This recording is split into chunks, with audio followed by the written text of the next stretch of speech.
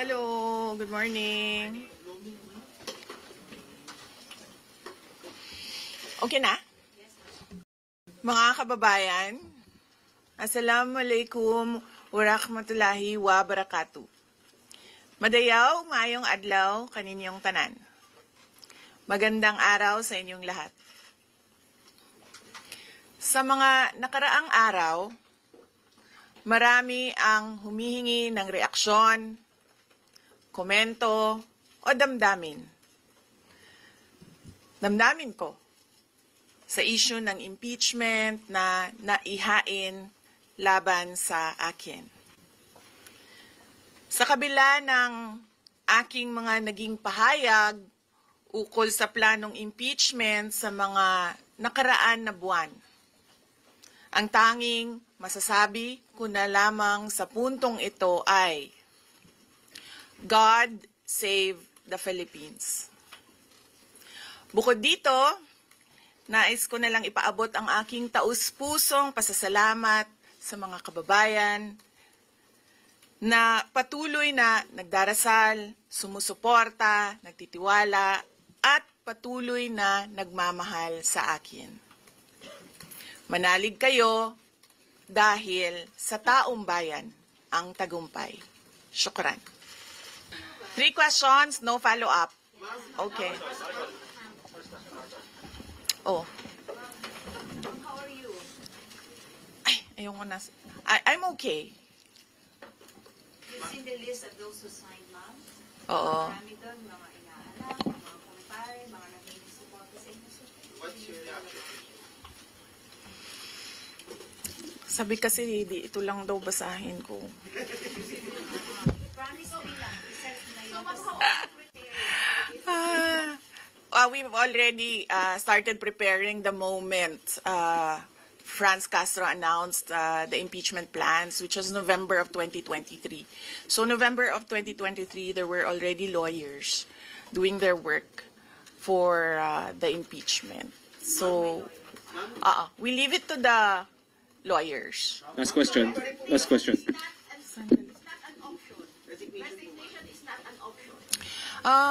Wala pa tayo doon, ma'am. Masyado pang malayo yung mga ganyan na mga bagay. Nandun pa lang tayo sa pagbabasa ng Actually, ma'am, wala pa tayo doon dahil yung mga abogado lang yung nagtatrabaho. Hindi ko talaga alam kung anong ginagawa nila. But I have a meeting with them. Last question, please. The president said he has nothing to do with the impeachment. Do you believe? I do not want to answer that question. Next. Ma'am, confirm po ba na si dating Pangulong Rodrigo Duterte isa sa mga abogado niyo para sa impeachment case? I do not want to answer that question. Yes, ma'am. Nakikita niyo po ba na may hahalin tulad ng sitwasyon ngayon ng bansa sa 1984 ni George Orwell? I do not want to answer that question. Last Last. question. Last question.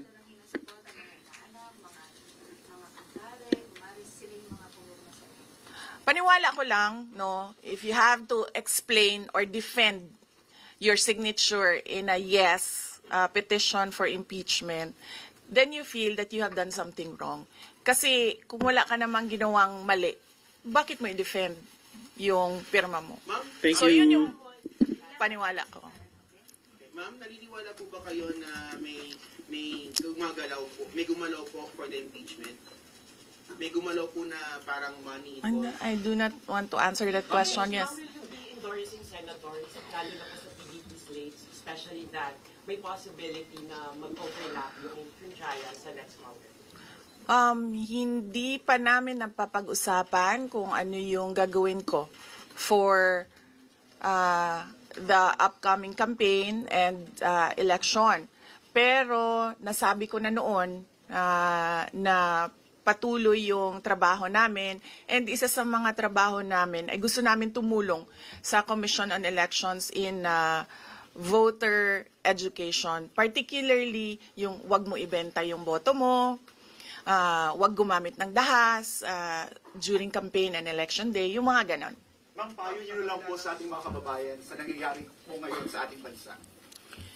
Yes, sabi ko nga kanina sa statement ko sa ating mga kababayan na patuloy na sumusuporta, nagmamahal, nagdarasal, napakahalaga nun, ay manalig lang sila dahil sa taong bayan ang tagumpay. Vipi, anong nag-blooming daw patapos naman na? Nganong naakadiri sa Manila na taga Davao man ka? Thank you, OVP Media. Yes, sir.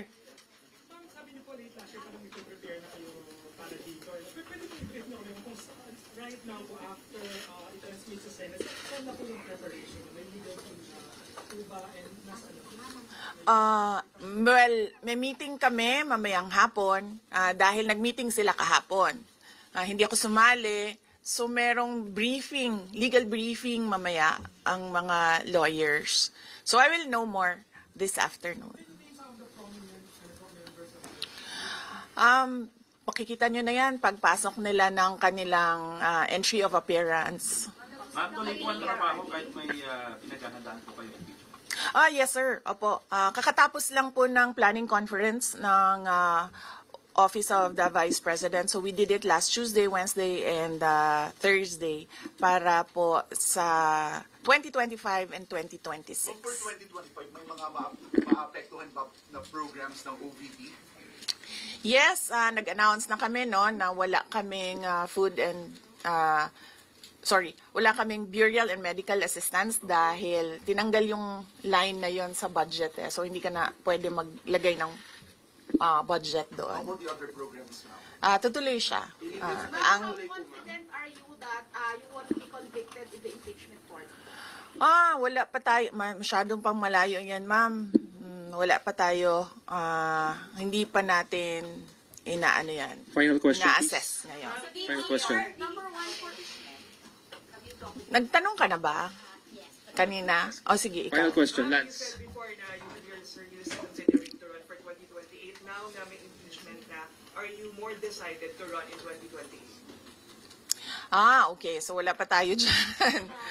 Wala pa tayo dyan. But, nasabi ko naman di ba, paulit-ulit kung we are seriously considering that. But it's difficult to decide without numbers. So, kailangan malaman yung surveys and numbers. Sa next year pa yun.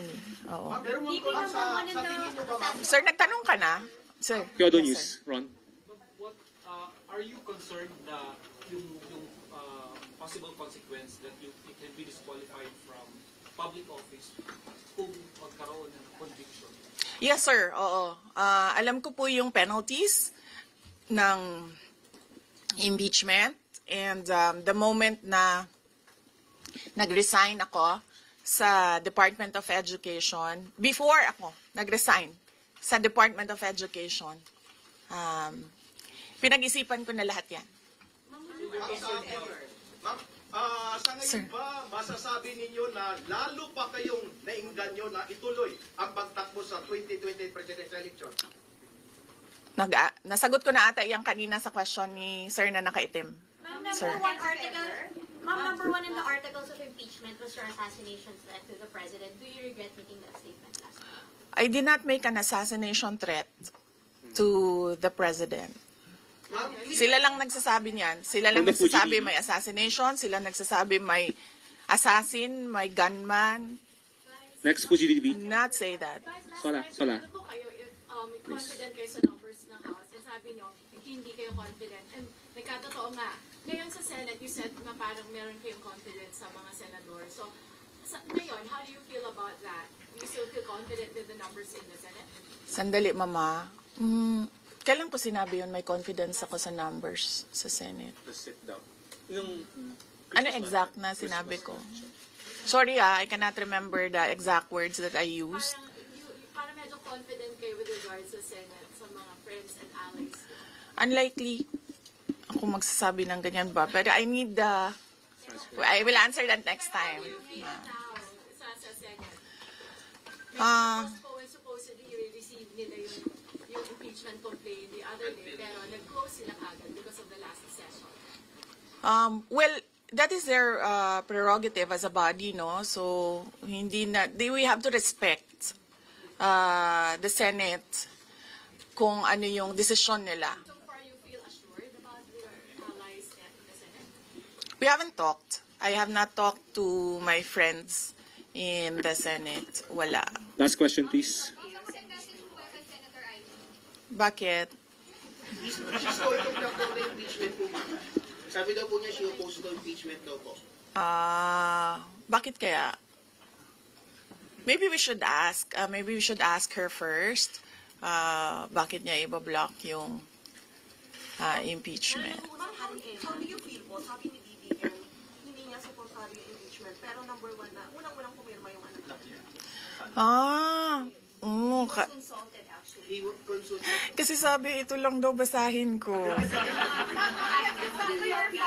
Yan, ang daming nagbabantay sa gilid. Nausap niyo na ba yung father niyo after your impeachment? Wala pa. But nagpadala ako ng message through sa kanyang assistant and sinabi ko na, ano ba sinabi ko? Hindi ko maalala. I think I said, everything will be all right. Yan ata ang sinabi ko. His reply was a song. MacArthur's Park. So, nagpadala siya ng video na kumakanta siya. Have you read the complaint? Hindi ko pa nabasa, ma'am, yung complaint. But I understand lahat ng mga complaints na na-file sa House of Representatives, nabasa na ng mga lawyers. Pamilya ninyo kahit dating Pangulong. May pakiusap pa. Sandali, Sarah. Sandali, Sarah. What's wrong, Bowick? Ang preparation, challenges sa preparations, well, so far wala naman. Wala naman kaming lang kami, na-overwhelm kami kasi ang daming mga lawyers na nag-signify na tutulong sila sa defense. So, ngayon ay pinag-uusapan on how to go about it na makuha lahat ng kanilang commitment of support at makatulong din sila sa pag-iisip kung ano yung gagawin sa defense. Harleen Delgado, ABS-CBN. Harleen, ABS. Nagtanong ka na, ma'am? Wala pa, ma'am. Sige, ma'am.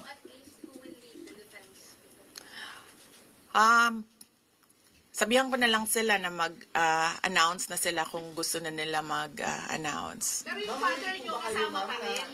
Kasi sabi niyo before, your father would be helping also. Well, he is welcome. He is a lawyer. So he is welcome to give his advice, input in the defense.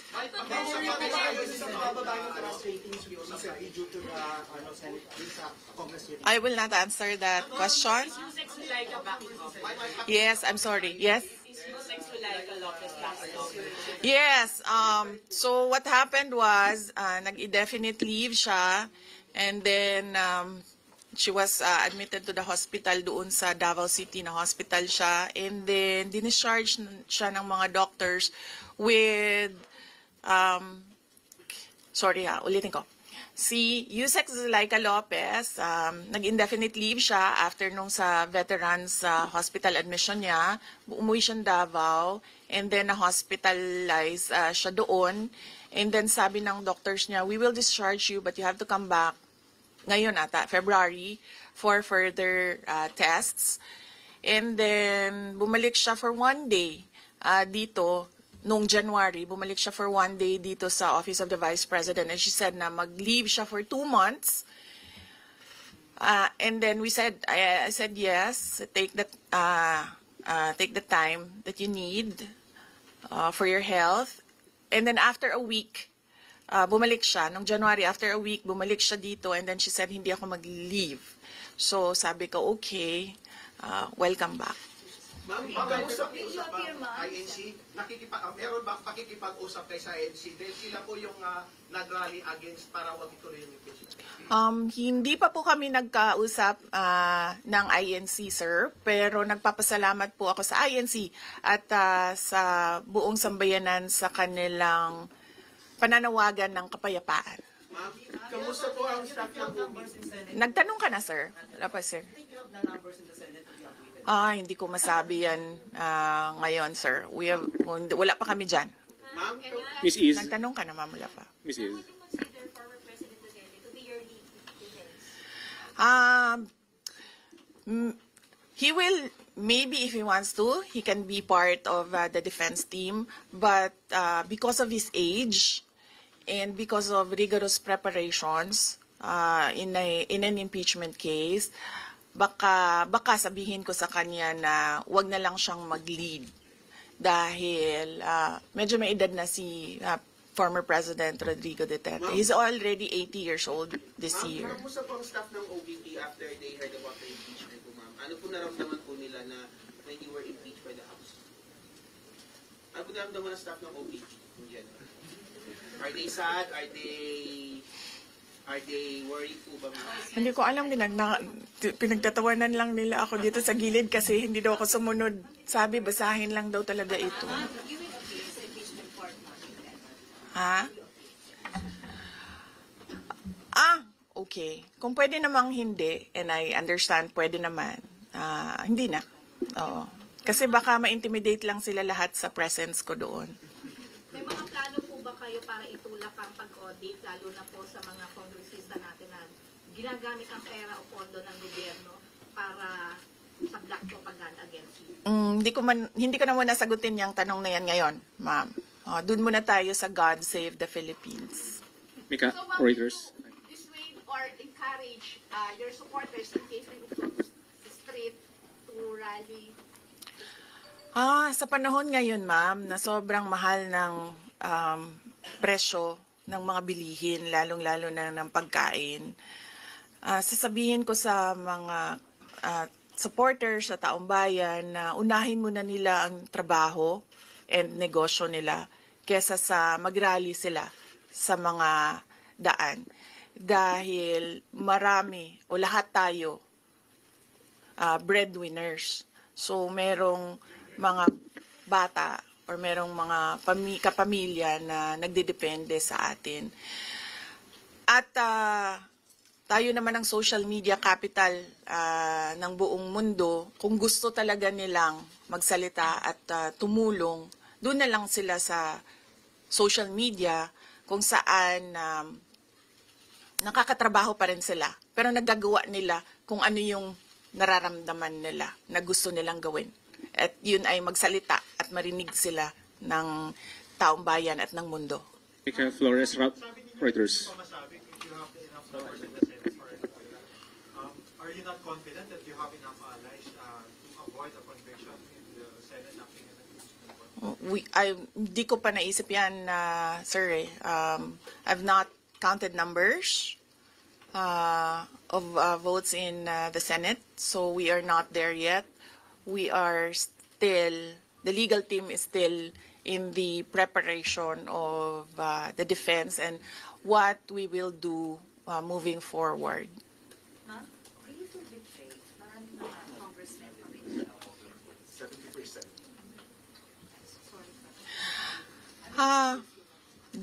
Do I feel betrayed? Actually, ma'am, wala akong feelings. Wala akong feelings about it. Kasi, kung napapansin nyo, wala naman kasi talaga akong barkada na politiko. I don't join their circles. But we are friends. Yes. But kung ninong at ninang lang ng mga anak, walang ninong at ninang na politiko ang mga anak ko. Oo. Maliban kay Stonefish, dahil nandoon si former President Erap Estrada. So, I don't move in the circle of politicians. Kaibigan, yes. But to say that meron akong close relationship, personal relationship with them, wala naman. Kaya siguro, ganyan din siguro kadali sa kanila ang magdesisyon about the impeachment. Kasi wala naman talagang something that is worthwhile. Impeachment, nagkaroon po ba kayo ng prior information na may impeach kayo sa House on their last session day? Or may nag-PM ba sa inyo? Naka-receive po ba kayo or nag-tip sa Yes. Oo. Si JC. Si JC. Hindi siya natulog. Sabi ko sa kanya, matulog ka na, JC, kasi ang mangyayari ay mangyayari kay sera-sera. Diba? Ma'am, comment nyo lang po, ma'am. Alam ko matagal na ito, but the QC Prosecutor's Office nasura yung patong-patong na kaso against you. Yes. What your initial reaction about that? And second po, any updates sa security details natin, ma'am? Tuloy po ba yung pag-try po natin ng private security? Okay, hindi ko na sasagutin yan, ha? Dun lang tayo sa God Save the Philippines. Ma'am, Okay. last na lang po ma'am on my end. Ma'am, you said God save the Philippines. Gaano na po kalala ang problema ng Pilipinas ever since na nagkaroon ng issue sa impeachment na ito? Parang, ano po yung nakikita yung problem sa Philippines ngayon at bakit nila inuna itong impeachment na ito? Gaano kalala ang Pilipinas na pag-iwanan na tayo ng panahon at ng ating mga kapitbahay dito sa region at napag-iwanan na tayo ng mundo. Malala siya since nagkaroon ako ng understanding. Kasi 1990s, tapos 1990s, magulo. Well, sa amin, magulo, sa Mindanao. And then, ngayon, nagbabadya ang gulo sa Mindanao. So, parang wala namang nagbago. So, malala, sobrang malala dahil kung nakakausap mo yung mga tao na arawan yung kanilang sweldo, yung pera nila hindi na talaga sapat para sa pagkain, para sa kuryente, para sa bahay, para sa tubig, para sa pag-aaral ng kanilang mga anak. At kung basihan natin yung pag-alis ng mga Pilipino sa sarili nilang bansa ay sobrang malala dahil sobrang dami ng ating mga kababayan ang pumupunta, nakikipagsapalaran sa ibang bansa dahil wala silang makita na pag-asa, wala silang makita na oportunidad dito sa ating bayan. Kaya parang nakakaawa na tayo dito sa loob at nakakahiya yung estado natin kapag iniligay mo siya in a global stage na kung saan pinapanood tayo ng ibang mga lahi at ibang mga bansa. And because of that, tapos na tayo. Diba? Maraming Thank you. salamat Thank you, sa oras Vivian. ninyo. Salamat. Magandang umaga.